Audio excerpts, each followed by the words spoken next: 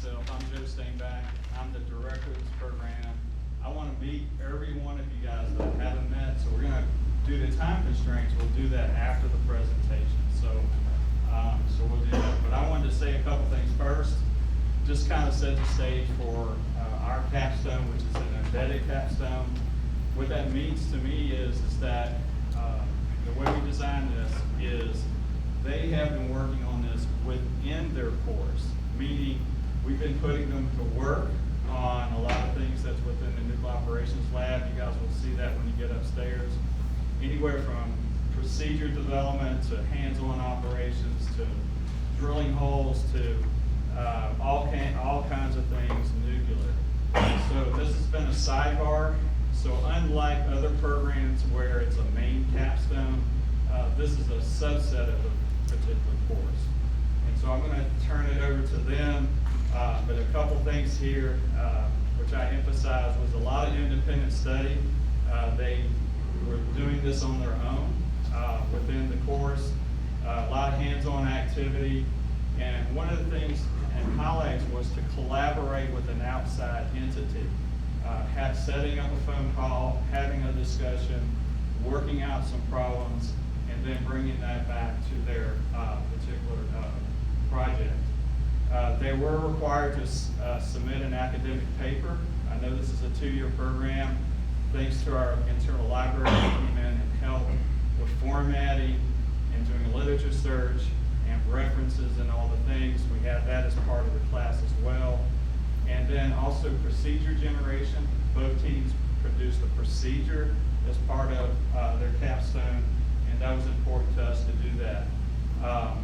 And so because, in the nuclear industry, we use discipline procedures. So we're under time constraints, so an hour and 45 minutes per team, and there are 2 teams, and I'm going to get them to introduce themselves and tell this audience what they did.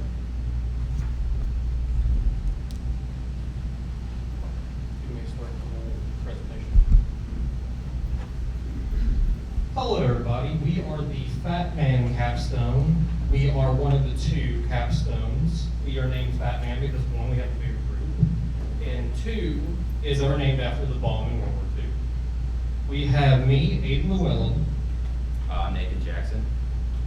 I'm James Grubb. I'm Eli Henderson. I'm Megan Lowe. Let's get started. Our goal is to develop a training system for simulated radiation detection. We have 2 quadrupeds. One of them is known as Rady and the other one's known as Nugget. The one that is known as Nugget is the one that has the detection on the top of it, and the one that is known as Rady is the one with the robotic arm. They are designed to be used in any location.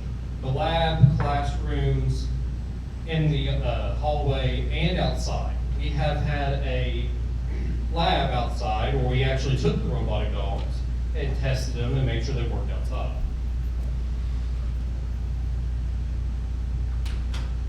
So why are we doing this? We are doing this to make sure we keep human lives away from risk, aka contamination and radioactivity. It is easier to have a robotic dog be repaired and fixed than try to fix a human being of contamination and illness. It is also good to have the human aspect away from going into highly contaminated areas because it keeps them safe and it keeps them well, healthy.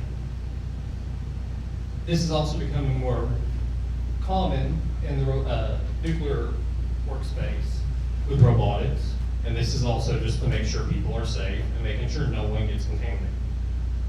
We have also, as Stainback said, have made a report and procedure for this, and if you would like to know, email Stainback.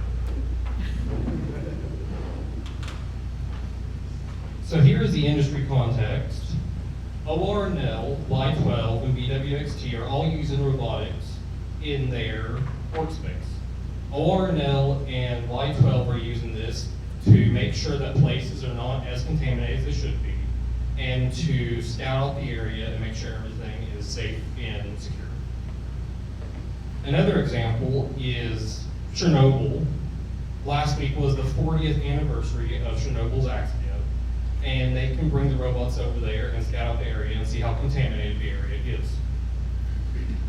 We are also the only college and university right now that has used Teletrix's simulated detection robots within our, what do we call it, work study? In our lab. Within our labs. And as I've said, Teletrix is our robots and detections within the robots. And real quick, on that note for the, thank you.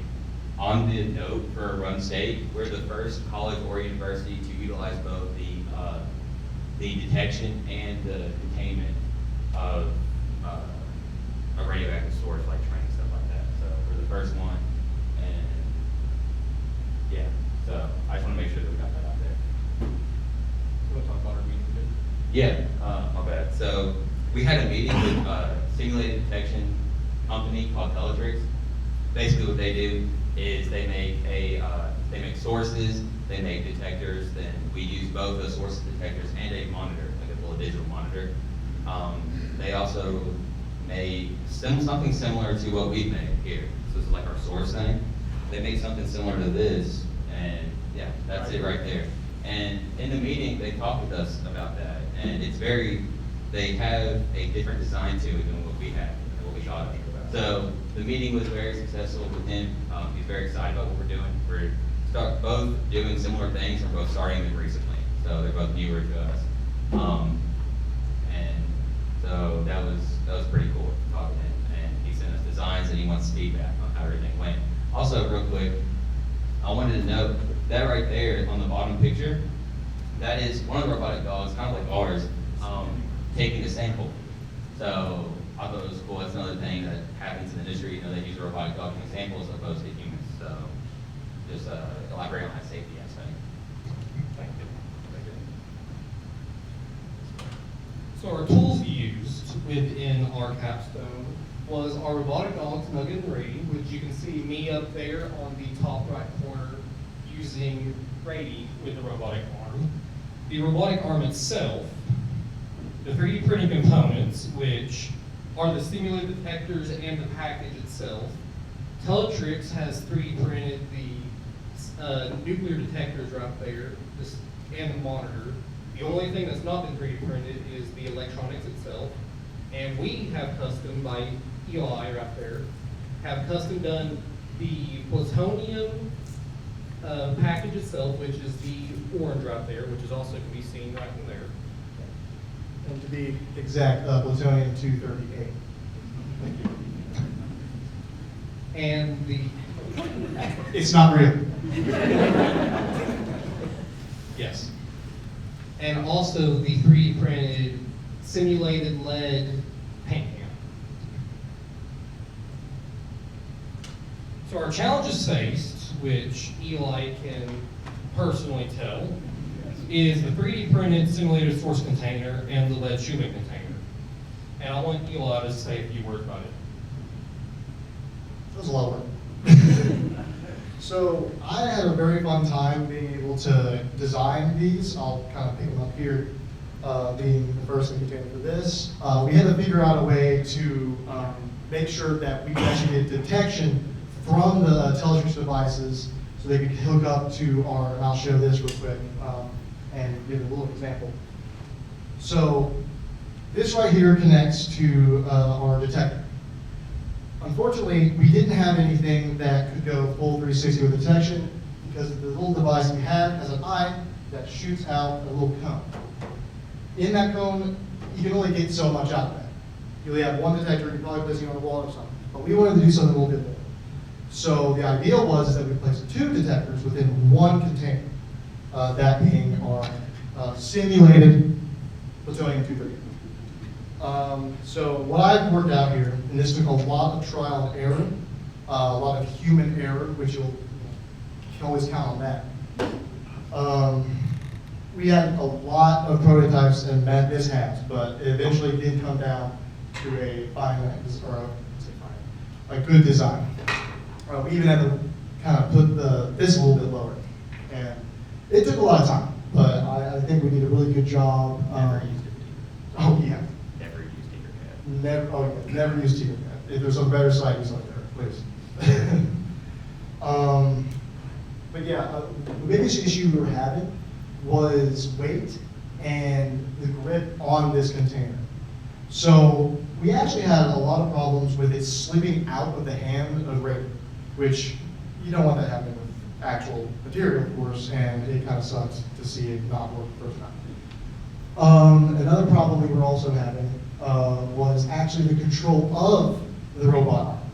One thing to note is that it can only go 90 degrees in certain intervals, and it won't allow you to go any further. So we had to work around its precaution, I guess, is to protect itself. It was a lot, but we did get through all of that, and we can move on to the next slide. Well, it seems I jumped the gun a little bit, because this is how it works. I'll re-explain. Just our device, we have radio who goes hunt down material, our intelligence device that shoots out the cones out of this, and our paint can, which I have a lot of fun making this, which simulated lead can that protects you, or when you place this into here, and it protects you.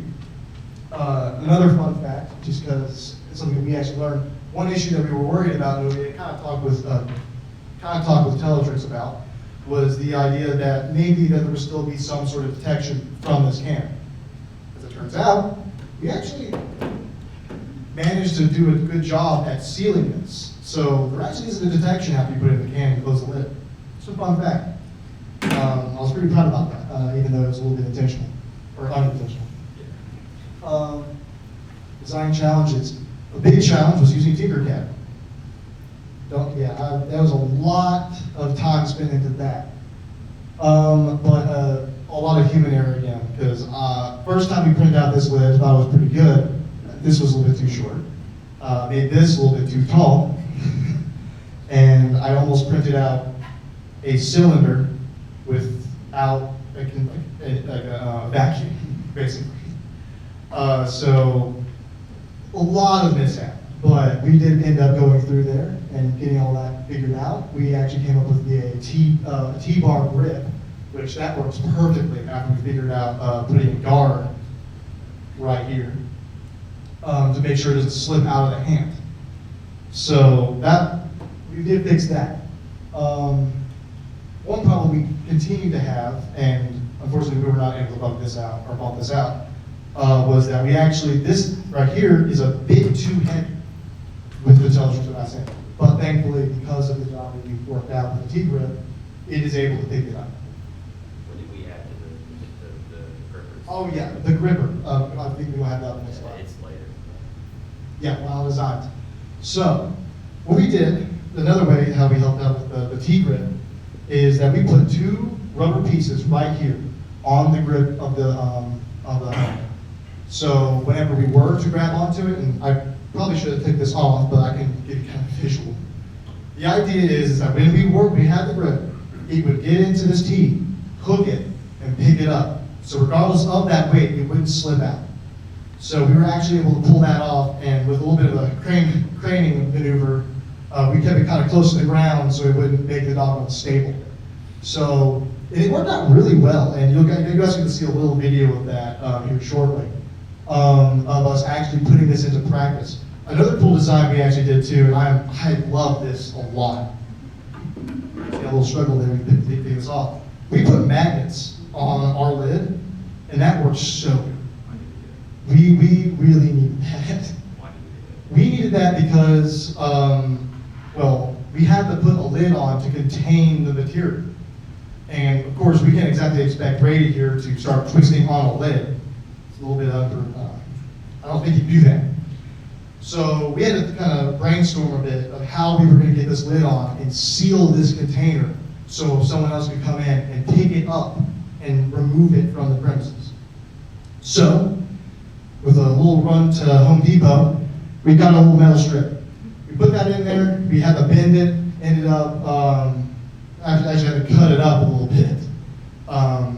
And we glued it into here.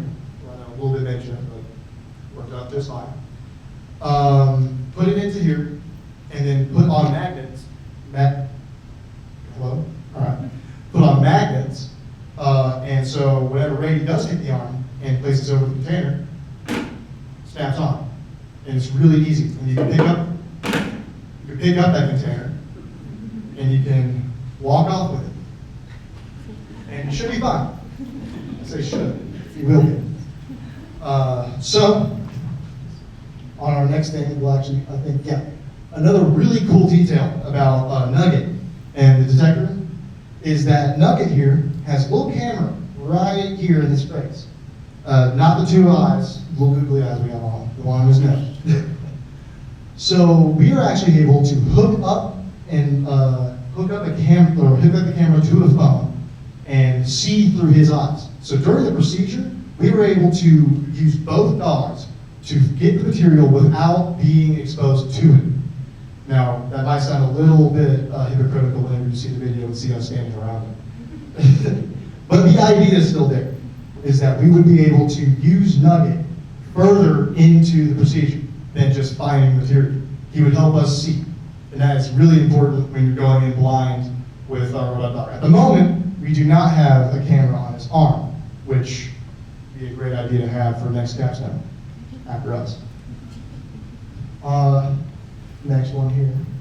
We had an actual video that you guys can see. It's really sped up because we took our time doing this, being careful not to rush it. So we saw the video.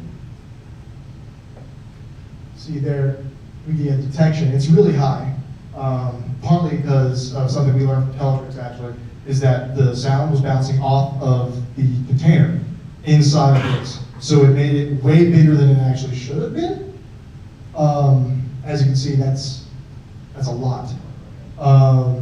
But still works with what we're trying to do. So that wasn't a big issue that we needed to buff out, but maybe down the line next Capstone we'll be able to do that. But as you can see, we found the material, as if seeing a giant giant orange block wasn't enough. We can skip on to the next one. This is us putting it into practice. Not yet. You sure? Huh? Not yet. There we go. So there's the camera. And you can also see a little 3D imagery going on up there. I think that was so cool. This is kind of to help him not run into things. You see, we found the material.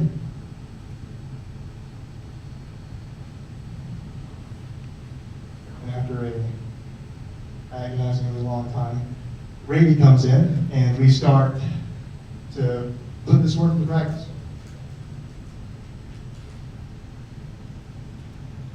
Yep. So what we kind of have to do here is we had to angle that arm. We actually had to pick one side of Brady to do this because the other side was not, it wouldn't extend the arm long enough to actually grab onto it. So something to note, and I guess we've also put this for next cohort. Best way we were able to do this is put it off this left side and grab it from there. And there's a really, I love that.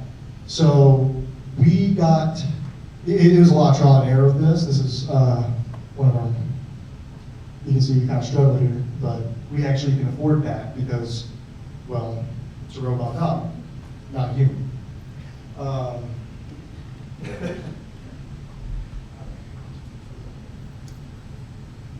So once we finally grab onto it, yeah, there we go. We got to walk it over to our paint can, which our lead container. We don't want to call it paint can, it's a lead container. A shielded lead container.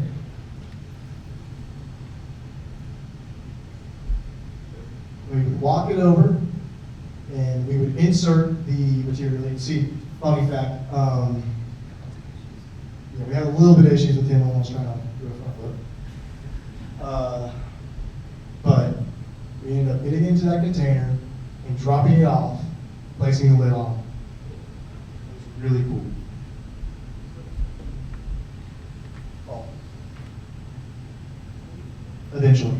You can see how many complications we had with handling the robot arm.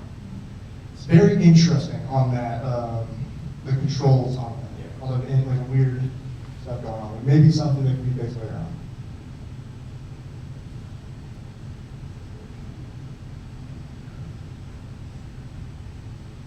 And this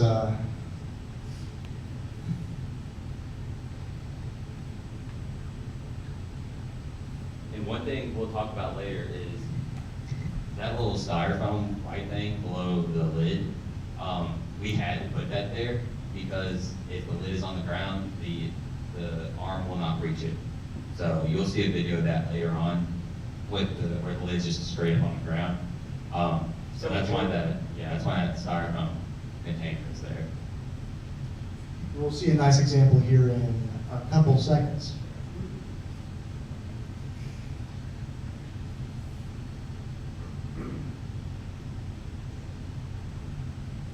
And as you can see, this is like a training exercise or something that can be done completely remote. So especially with the camera, that helps out a lot, is you can see exactly what you're doing and you can utilize both the dogs to you see where the lid dropped. And this is where it does that kind of snap-on thing. But you can see this can be done remotely and you don't really need any humans in the area so they can be contaminated. So rather contaminate the dog than a human.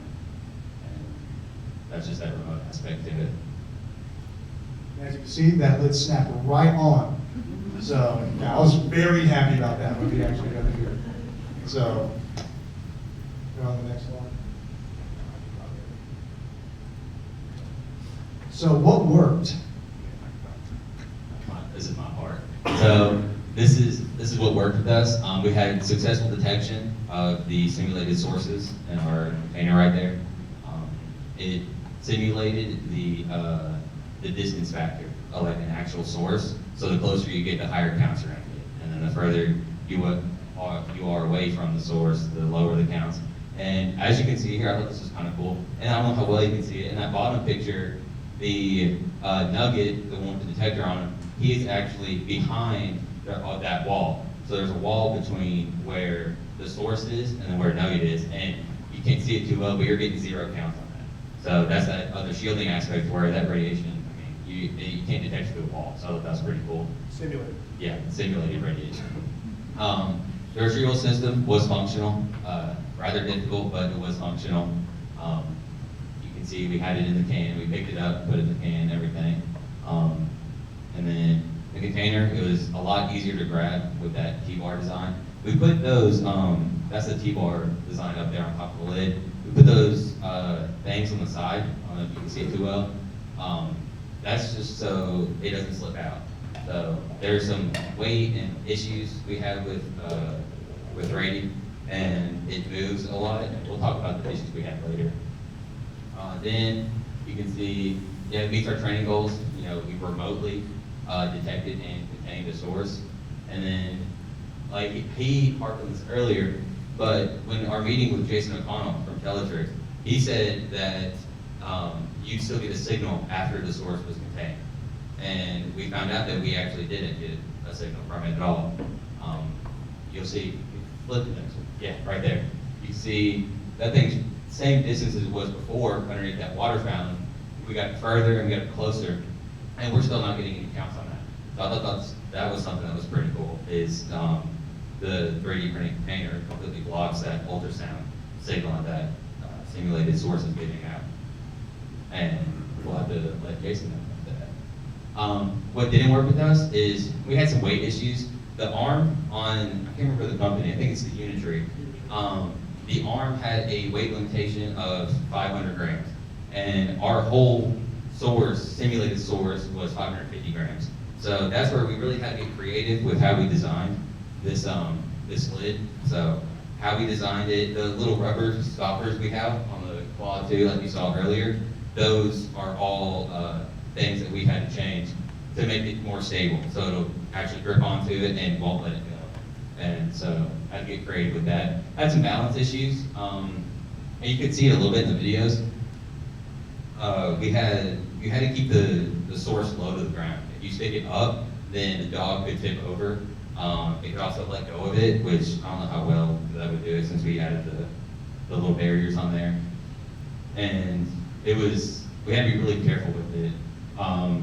We had limited arm extension. You can actually see it, this is a video. If you can play that video, you can see this is that not being able to grab the lid off the ground like I was talking about. Let's see if it, yeah. So, and we tried a bunch of different ways. It wouldn't get there. I don't think it would touch it at all, really. And it's not as straight as it can be right here, but promise. Yeah, just slide it around, so. Trust me when I say it, that arm ain't reachable. Then we had some issues. The robots were very difficult to program. We tried, they're really fast, and we tried to program it to where we'd slow it down and it'd be careful. I think we were somewhat successful. We turned off it was like advanced mode, and we turned that off on Nugget Brady here. And so he kind of went slower, and he was very methodical with what he did, but they're still pretty fast, and if it's like sporadic and moving around a whole lot, that source is gonna cause it to tip over, or it's gonna fall out of the grips of it. So that's one thing we struggled with, but we worked around it.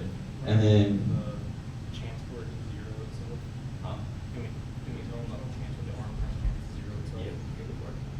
Another issue too with the robotic arm is that sometimes there is a very small issue that it could zero itself, and it would go back to the top position, holding it like this.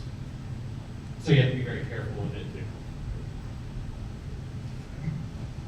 yeah, so there's some things that didn't work with us, but a lot of the stuff that didn't work, we worked around it, and we still made it. Some recommended improvements we had, the arm strength, it's 500 grams. It's not a lot of weight it can carry, and even Teletrix, this thing right here, we weighed this thing is about 830 grams.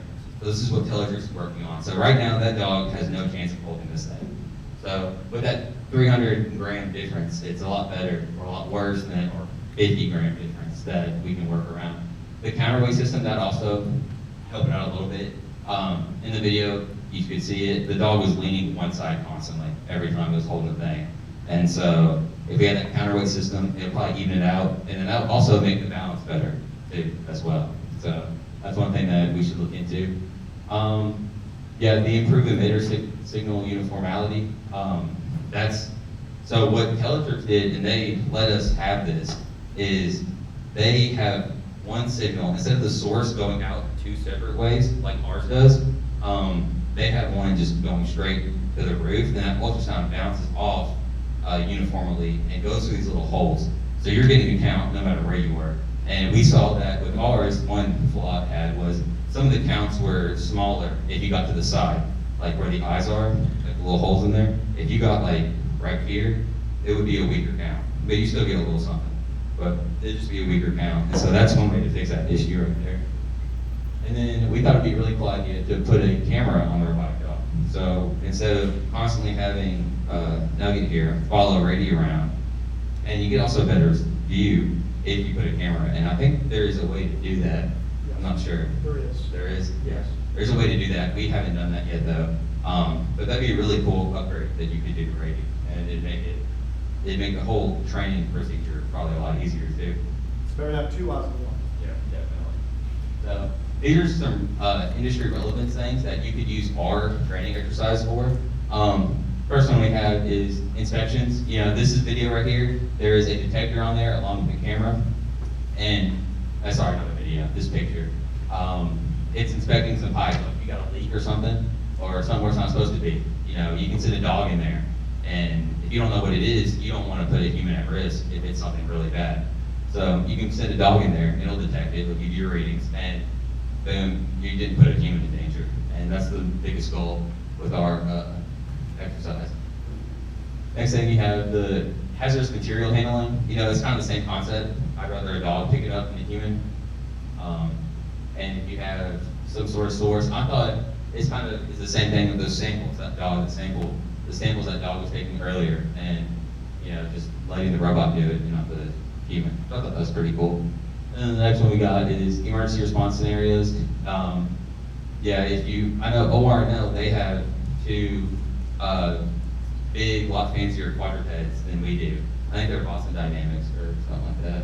And they use those if there's an emergency around campus. I'm pretty sure they have multiple of them. If there's an emergency around campus, they send those out there, and they'll go deal with it. They have a lot similar kind of design. They have one with a detector and one with a manipulator, but they're a lot more expensive than ours. We cannot get those. And safer training environments. just really proving your point with safety is really the biggest thing. That humans you don't want to put humans in harm's way. And if you have a radioactive sample, you don't want to have to risk somebody's life to go in and do it. Why do that when you can send in a robot like this and yeah, be a lot more effective. So in conclusion, we successfully created working simulation enhancing safety with 2 dogs, Nugget and Brady, one for detection, one for containment.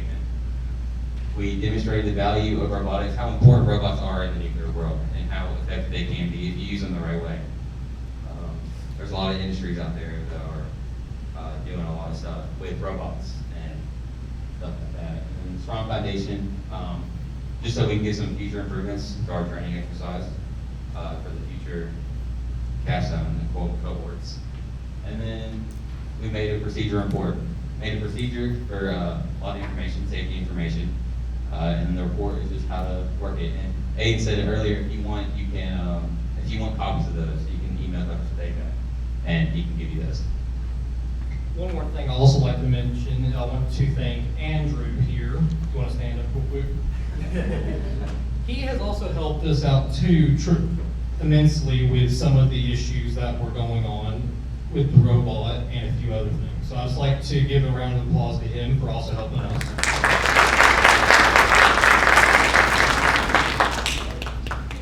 So, how about a round of applause for that team?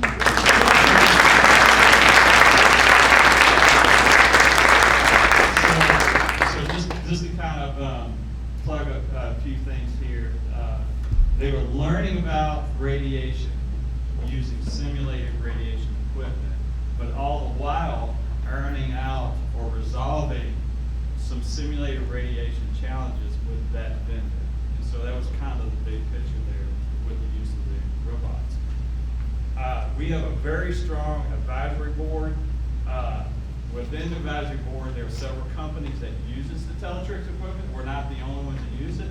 So these guys are selling a procedure for generous donation to the Nuclear Operations Lab for you guys to use the Teletrix equipment that they figured out. So we have time for questions for this group, if anybody has any questions for them.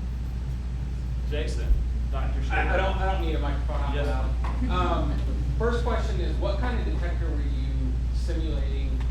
Was it an ionization chamber? Was it a sodium ion? Like, I saw the counts, but what detector did that represent? Yeah, you want to take that? Yeah.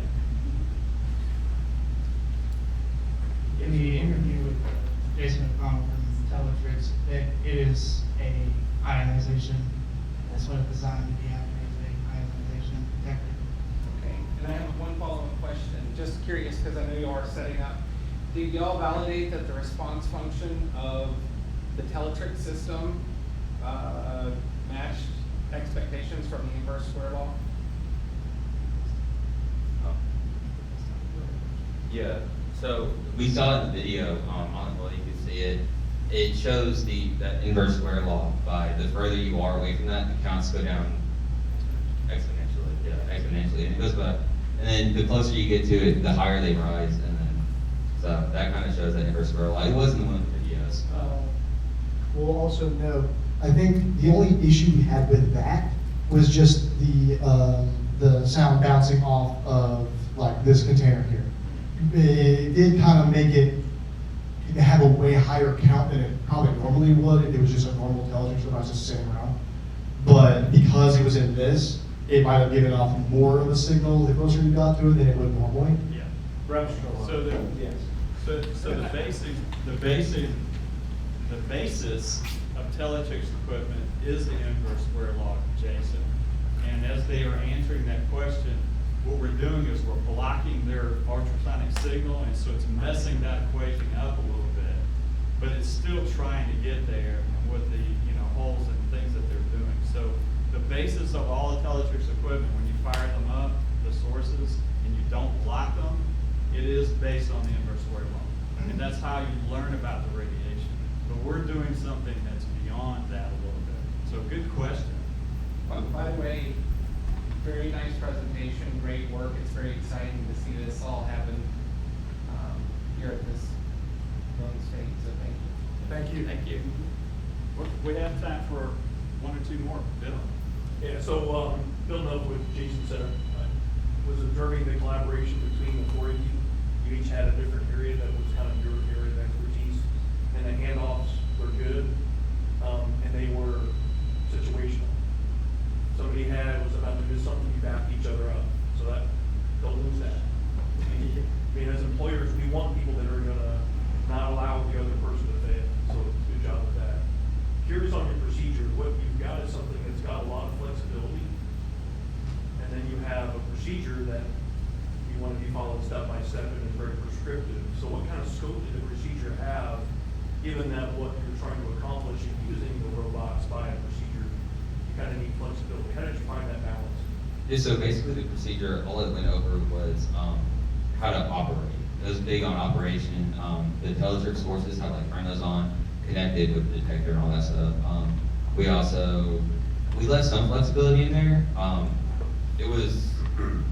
We basically said, hey, this is your source, take it and put it wherever you need it to put it. For, like, if you're using it for the Nobel Lab, take wherever you need to put it or wherever you want, basically. And so that's how we kept that flexibility in there. We also talked about how to maneuver the arm. The arm was already hooked up. The controls, we put like a step-by-step on what each control does and everything like that. And then we also just put it for the detection, follow it wherever your counts get highest, and then so you're able to detect that. So It's up to the operator to perform the containment of the material that you're trying to use. yeah, we put a lot of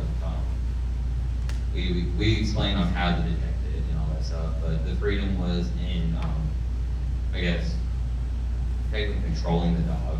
Like, they control where they're gonna take the dog.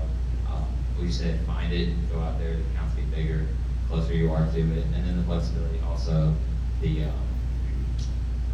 where you put the source and stuff like that. So there was a good limit of flexibility and other things. And that's hard, so it's a good job on finding that right balance. Yeah. You know, putting it where it's designed, where it's designated to go is a great answer to those questions. So, I did notice in the video that it's pretty obvious where it is, you could visually see it. You could take the robot directly to that location. Imagining that you had 30 of those, some had the source in on them, and some did not, what do you think your ability to find that source would be? And then I can follow up that. Okay, so I think if you had 30 of these in the hallway, and some of them didn't, some of them did, you should be able to get the higher counts for the ones that do. And like in the hallway, like say you had the 30 in the hallway, you would walk up to one.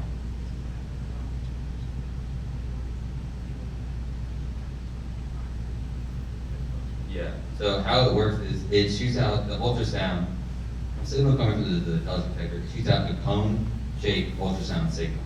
And it'll shoot it and then that picks it up. So the higher, it'd get higher than the ones that had it and lower than the ones that didn't have it. I think you'd be able to tell which ones I think from that alone, you'd be able to tell which ones would have it or not. It'd be similar, wouldn't it, to like when we did the lab outside, when we were searching for? Because we even had The detectors. Yes, we had a lab, similar to the detection part of our Capstone, where we took it out back, put it in like a metal scrap pile or whatever, and the dog was able to pick it up pretty much instantly. They would get a count pretty quickly.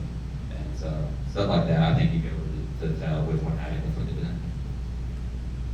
Were there any limitations on, at least what we saw in the demonstrations, that things were fairly horizontal? The location of, except for being able to pick up, not being able to pick up there, I get you there. But had that source been 6 feet high? Yeah. So the cone shape sounds like it would have been a limitation on being able to see it.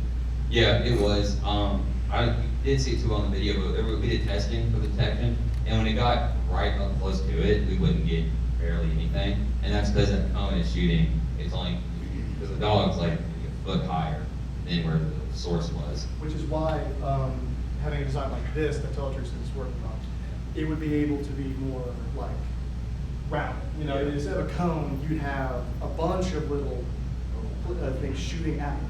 So that's kind of the idea that they were having, and it's a pretty good idea. It'd be cool to incorporate that with our Capstone. I think that would clear up a whole lot. And just as an observation, what you're trying to do with the improved Teletrix models, and what you observe, there's some reality in what you did have, in the sense that if you had a source inside there and just a hole, that hole would tend to collimate the radiation Yes. out of that anyway. Yes. So it's a limitation of the Teletrix system, but it also displays some characteristics that you find in real life. Yeah. Yes. So. I would like to add that the robotic dog do have the ability to lean up or down. It does not work with the software needed to use the arm yet. There's obviously work. So you could squat it, you're saying you could squat the dog and then pick up? Yes. And actually, to note, another thing we honestly, now that I now think of it, but we probably should have mentioned, whenever we were picking up that lid, for instance, remember how we had dropped it? There was a way we could have got in there and crouched it down and had to lay down and then pick it up. We didn't have it. Also, it would've been tough too, because the dog with Brady with the arm, he's under so much weight with that arm and everything, and he moves. Yeah, it's hard to stand up and everything, and squat it. We don't want to damage the dog. You know, we want to keep it as be careful as possibly we could. So that's why we did do the video. All right, we're out of time, and just give them a round of applause again.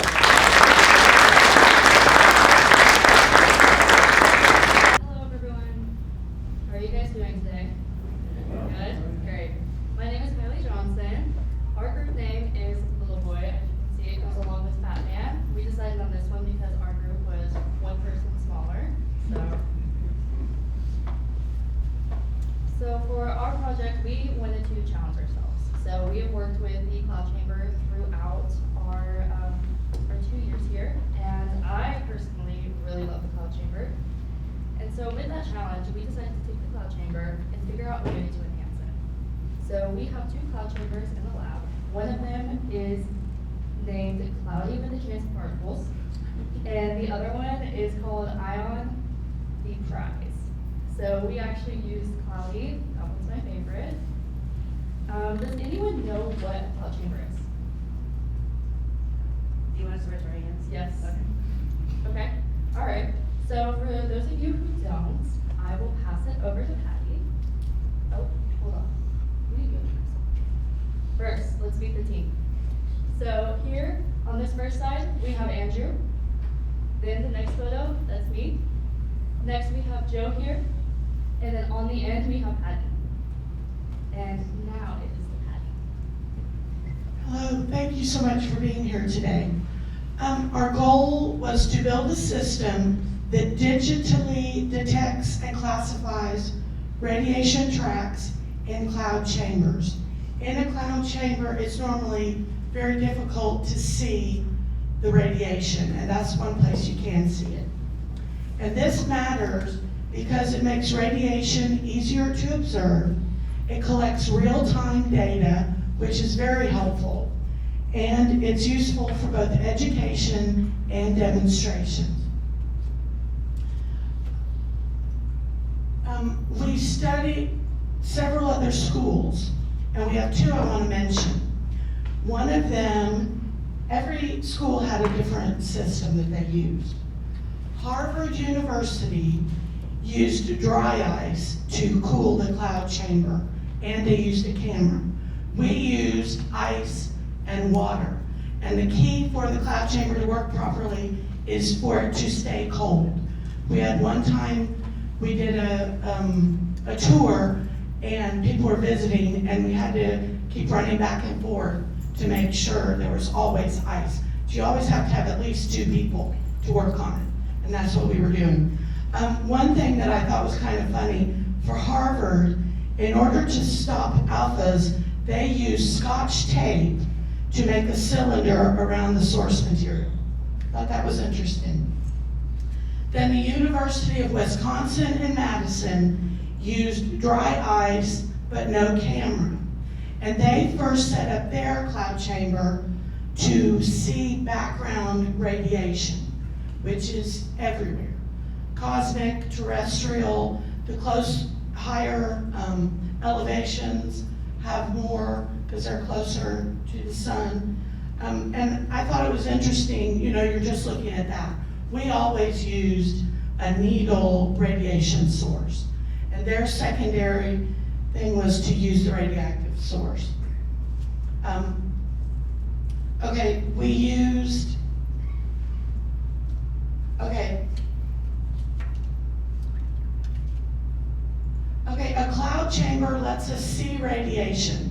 It's normally not visible, but it is detectable. And we used a special alcohol vapor. We used ethanol alcohol. Make sure okay, the bottom of the chamber has to stay cold, as I mentioned. The inventor, the vapor sticks together along the path, so you see a small cloudy line. And the inventor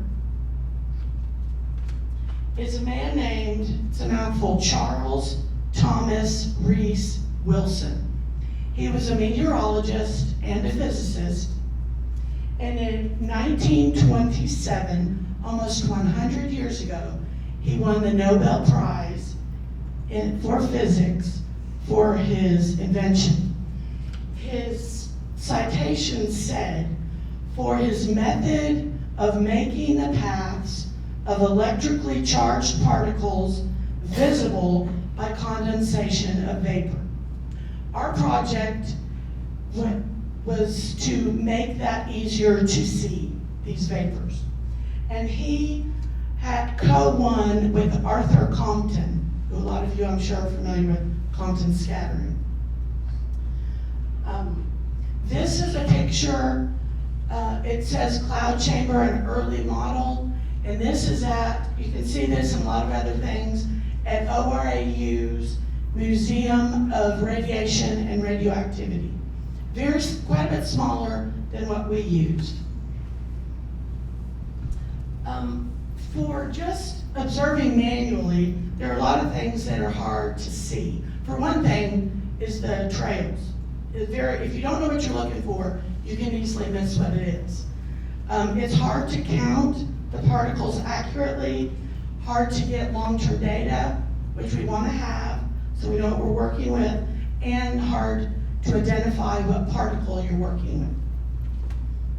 So, our solution was to use computer vision and programs to automate detection and counting. And Andrew's going to talk about that technical part in just a moment. Okay, this is the system that we used. In the middle, the black box has inside it the cloud chamber, the camera, lining, the alcohol, and our needle radioactive source. Then on the left, you can see a computer, and that is hooked up to the camera, so you can see what's happening in the cloud chamber. On the right, you'll see the white, it's styrofoam container with the yellow tubes, and that's pumping the ice water into the cloud chamber. The key, it has to stay cold to work. If it overheats, that's bad, and we definitely didn't want to do that. Oh, we have the black box because otherwise the camera, it's too hard to see what's going on in the cloud chamber. And then if you can't do that, you can't get the items that Andrew will be talking about to have the digitized part. Okay, we worked with alpha particles and beta. Alpha is bigger and heavier and travels short distances. It is shielded by paper. In the cloud chamber, you see short, thick tracks. Look like clouds. Beta, on the other hand, is smaller and lighter. It travels farther and faster, and you have long, thin tracks. The beta is shielded by rubber, plastic, and aluminum.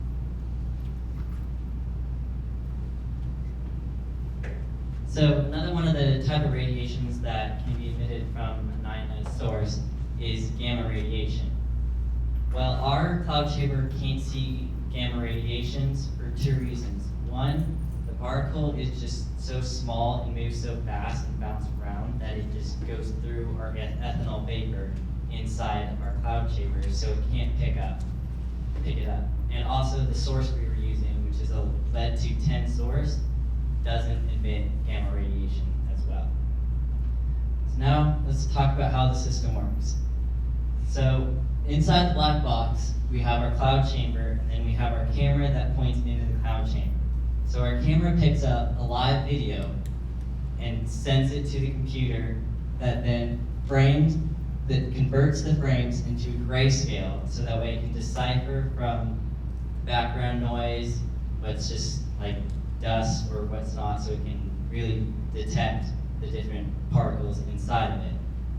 And then it removes the background from it. It also does a threshold isolation, so that just also again narrows down the movement of the trails, so that way it knows it's picking up the right trails and not just picking up something else that the camera got bumped or something. So it just helps that. And then it displays it in a camera, so you can see it on a live video, which we'll show here in a little bit. So it just displays it and then labels it, so you can know which one it is, and then also keeps count of it, so that way you can keep track of how many alpha and beta particles you've seen come off of our source. So particle classification. So it classifies it by the area, the length, the thickness, and the brightness is kind of the main ones that it uses. So as Patty mentioned before, alpha particles don't travel super far. They're big, so when they come off the source, they can be stopped easily. So they're your short, like bigger ones that you can see, so that way the camera picks that up and realizes that it's shorter and detects it and classifies it as alpha.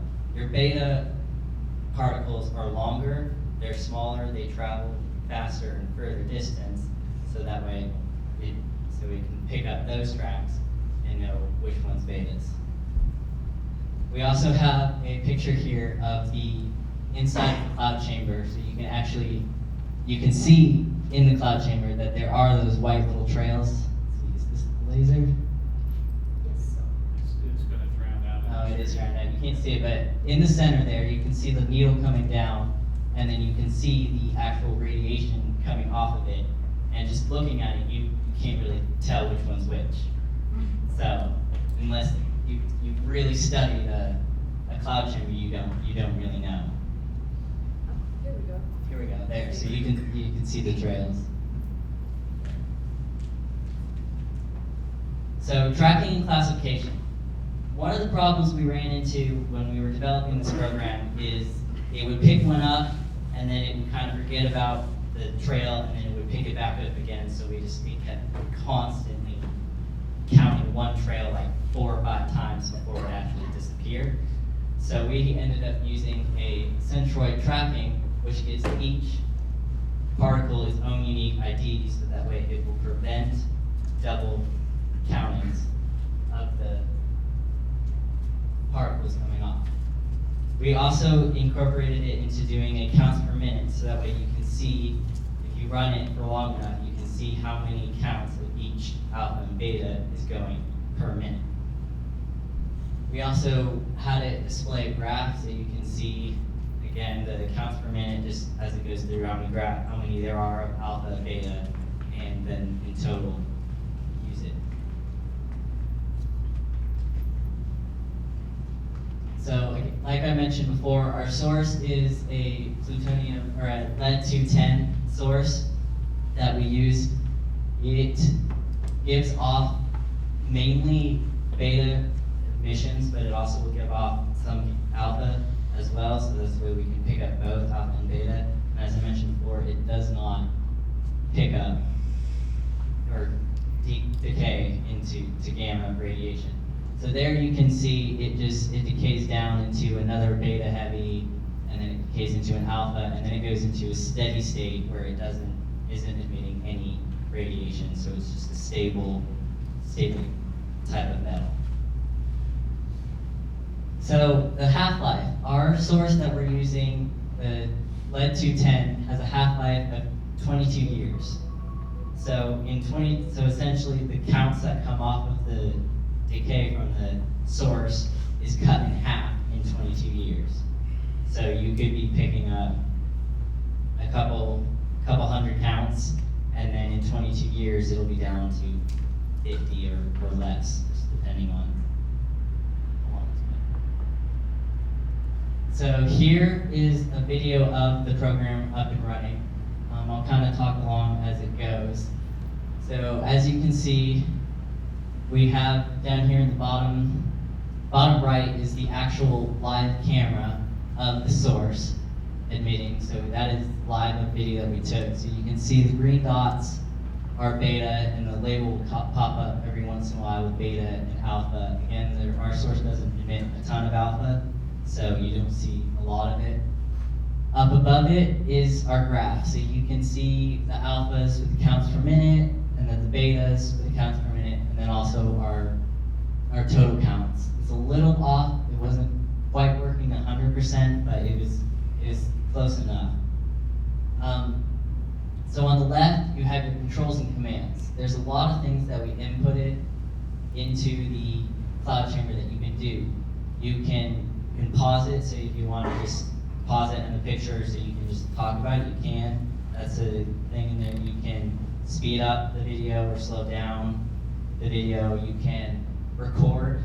You can hit a button that will record both the graph and the camera, so that way you can have it for data to put into a paper or something, so you don't need to have the live camera, the whole thing set up. You can also, so down here is the tuning settings. So that just tunes it so you can control what it's picking up. So you can control the threshold, the area of how big the circle is for picking it up. So we have the area about the right size of how far out each particle is emitting. And so you can just really toggle that up and down, because when I was designing this, I did a little bit of the programming, but I mainly used ChatGPT to help me. And so it was doing this within it, but it wasn't doing it quite correctly. So I had it add the tuning settings so that way I could go in there and manually move it and then save it to it, so it wouldn't open up the next time we had to do it.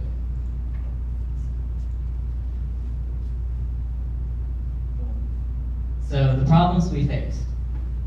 Mainly our problems we faced were just coding problems. If any of you have ever done coding, it can cause a lot of problems. So we ended up going through 14 different versions of the coding. As you can see, that was one of our first ones that we did. You can see the graph is all a mess, and it's picking up particles as wrong particles. You can't really read which ones it's picking up, and because they're so small and the colors are like blending in the back. We also ended up changing each coding about 110 times. So that took, probably spent about 50 hours in total on this programming. So it was a lot of fun. You can imagine.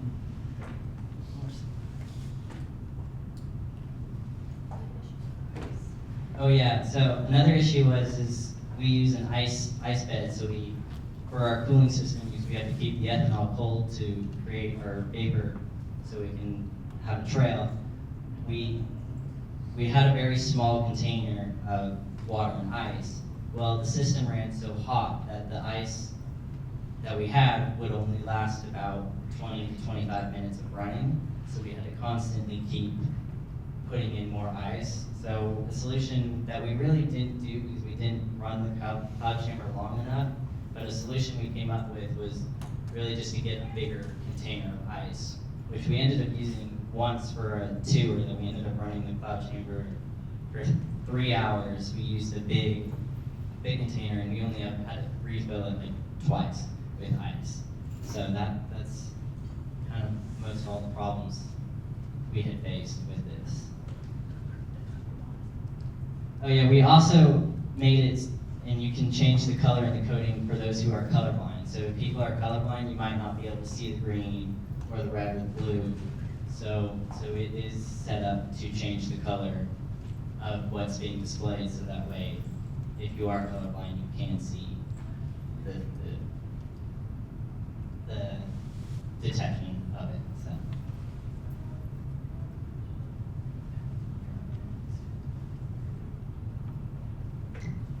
Okay, me again. We talked with the American Museum of Science and Energy, that's who we met with, and they very much were interested. They were trying to they gave us some marketing ideas and do want to test the system. But they said that just running the video and seeing the coding on it will not be long enough for a classroom setting. So we were brainstorming during that meeting some other things to discuss and have students, every element has unique characteristics. The chart of the nuclides is a good place to see those differences. And so we were thinking we could list for students the energy, the half-life, the counts per minute, and the type of radiation that it has. And then they could do some study with the chart, the periodic table, and then go and look at the video, and they could figure out what it is. We used one source, several of those other schools used multiple, and it would be probably good in a classroom setting to have more than one source that you're working with. One fun idea that one of the people from the museum came up with, which I really like, I don't know if this will come to anything, is to either in virtual reality or augmented reality, make it so you can actually be inside the chamber. And you'd look around and see everything flying past you. You could grab it, study it, learn the tracks, things like that. But what I would want to make sure to say with that is, whatever students or whoever uses that is the safe place in that reality to be holding the radiation material. Everywhere else you have to use the personal protection equipment, gloves, which we always used, safety glasses, all of that, we learn very well. Shoes, booties, lab coats. So that would be something I think would be very important to include. And I also wanted to mention, we also did the paper. We have more details on, we looked at one other school. There are a lot of schools.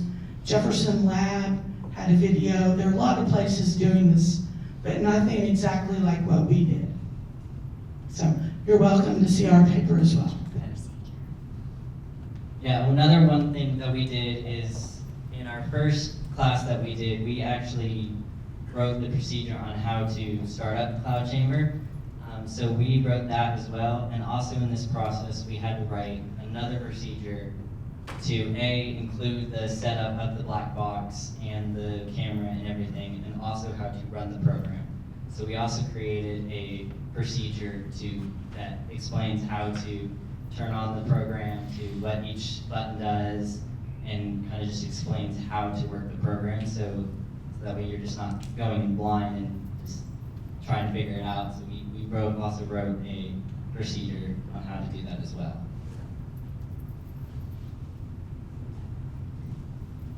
I'd like to thank you all for coming and listening to our presentation. And big thank you to Dr. Steinbeck, who helped us listen. He has no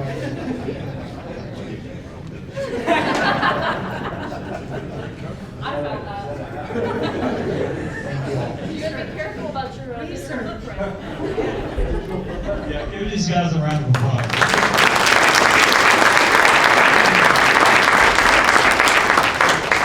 So one of the things, the ethanol, we actually use moonshine. So we have to do moonshine that's, just like accountable nuclear materials, we have a tamper-safe seal on it, meaning we know if somebody's been in it, who's not been in it. So ethanol works really well with this. So We have plenty of times for this team for some questions. Questions for this team? Ms. Julie, what is that? So less technical question, more teamwork question. How did you guys divide responsibilities throughout the capstone and determine who had what roles and how you did that throughout the project? Andrew was the one with the most experience in coding, so we left that up to him. And then we all worked collectively on actually setting up the cloud chamber, running it, looking at the programming, stuff like that.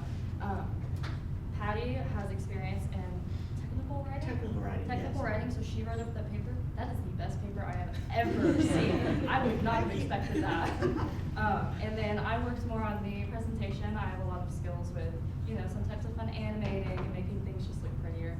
And then he did a lot of the research, Joe did, on that. So it was just kind of, we all helped each other out when we could, but everyone had more of a specialty. Good use of each other's talents, appreciate that. Yeah. Other questions? Did you look at the efficiency of your cloud chamber? So you have a known source and the counter that you observed? We did a bit. We didn't dive too deep into that because the program wasn't quite running quite accurately, but it would get you in the ballpark of what the source would be. So you could just put in a blind source that you don't actually know what it is, and then based off the counts per minute, you could potentially figure out or be in the ballpark of close enough which one the source actually is. So, just making a comment about the museum for a second. I don't think these guys know this, but they independently met with the museum, and, as they presented, there was interest in that to make it a permanent display. But the fallout of that is, I'm getting emails from the museum now, hey, can you bring this cloud chamber with the program that we saw for this event that they got set up? So Andrew and the team, everybody there, Kylie, Joseph, and Patty have assured me what buttons to push and do all the things that the procedure's perfect, and I'll be able to do that after they leave me. So, other questions? Julie? So you mentioned you could use other sources. Does it have to be the needle source? For our cloud chamber, yes. You probably could find a way. So the programming itself, you could hook up to any cloud chamber. So it's not our cloud chamber specific, as long as you can get the camera to position above it. So if you're using the cloud chamber we have, then yes, you would need to use a needle source. But if you had a different type of cloud chamber that didn't use a needle source, then yes, it would work with the program because they are two separate things. We just combine them. So.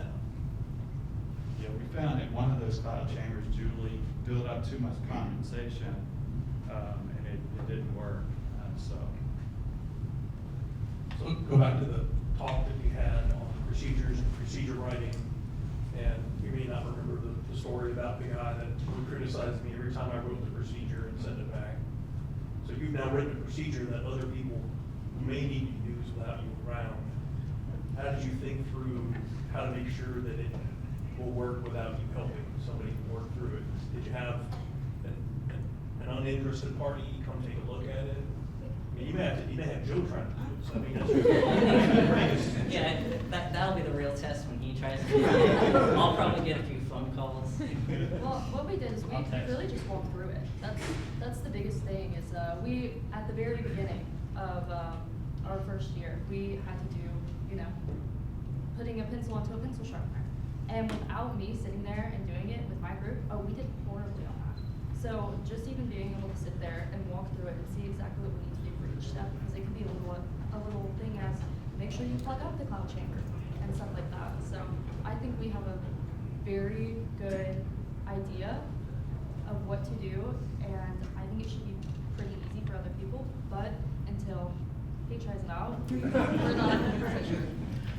I was gonna add too, all 9 of us looked at that procedure and had a chance to edit. One team, and I don't think we were broken up like this, but one team wrote it initially The other team went back and tried it, made corrections. It was a lot of correcting as we went. So we all very much learned the importance of every single step. We're gonna change it a little bit with this new element, but I think we're hopeful with how much we've all looked at it that somebody could come in and do it. And one other thing, I got the opportunity to help out the first class of the second cohort in the lab. And the thing that I did was help them with the cloud chamber. So they took the procedure we wrote on how to start up the cloud chamber to work it. And so I was able to be in there to observe them doing it and then make any minor changes that we needed to the procedure. So the procedure now, at least for starting up the cloud chamber and running the cloud chamber, is pretty much right there where you can just hand it to someone with the cloud chamber and everything, and they can get it up and running. So I did get to do that this semester. 9 times? I did it 9 times. 9 times? 9 times. So that's how many students we've increased, so you did it 9 times based on the division of Yeah, and students. Did it ever get to be final? You didn't have to make any more tweaks by the 9th class? Yeah, by the 8 and 9, I didn't make any changes. So and what was your ratio of the number of students, how well our adjuncts doing? This is a reflection Oh, of. What is your ratio of how many got your little quiz question? So once we had the cloud chamber up and running, I had each group kind of decide, because we didn't hook up the programming detection. So I had them look into the cloud chamber and take a guess if it was alpha, beta, gamma, or all 3 of them. Or neutron, one of them said neutron. One of them did say neutron, yeah. I saw the lab reports. No, I didn't even give them an option. Wow. The ratio, I believe, was 3 to 9. 3 out of 9 groups got that it was alpha and beta, right? Every other group said it was alpha, beta, gamma, or gamma, beta, or just alpha. There was a variation of them, so. Just a disclaimer here, Julie's doing a fantastic job. It was just a little play on that because the teaching of the different types of radiation is a little bit of a different dimension than seeing it through the cloud chamber and identifying there's just a little bit of a nuance. It's sort of a trick question, actually. But they will never forget it, I can tell you. Exactly. Jason, go ahead. Just a quick technical question. So you did all the coding, or a lot of the coding. How do you use the code? How did you manipulate the code to reject false positives? Did you do it spatially, or did you do it by time? I'm sorry, that's a real geek question, but I'm curious because it's impressive. It's a bit of both. So it does it based off the space and the time of how long it's there. So it gives it its own ID, so that way it won't pick up 2, and it keeps track of them. Scott? Another kind of technical question on the coding. You used OpenCV, correct? Yes. Did you consider other, especially when you were having difficulty with the coding, did you consider other libraries to use instead of OpenCV? No, I did not. That probably would have been a good thing to look into. I just found the OpenCV to work really well. That's what I used when I did my programming, when I took a programming class, so that's kind of the one I knew how to use a bit more, so, but I'm sure there are some others that may have worked better with it as well.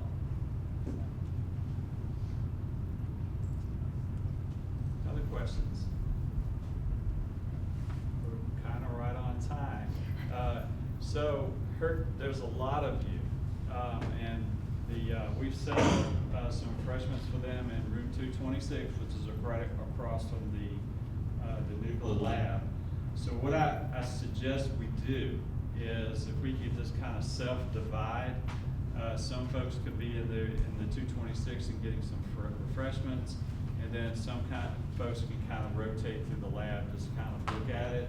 And so I encourage my students to sort of hang out in the lab, but you guys can come back in the other room too, in case there's some questions about what you guys did within your program. Because these guys are graduating, and so give them another round of applause.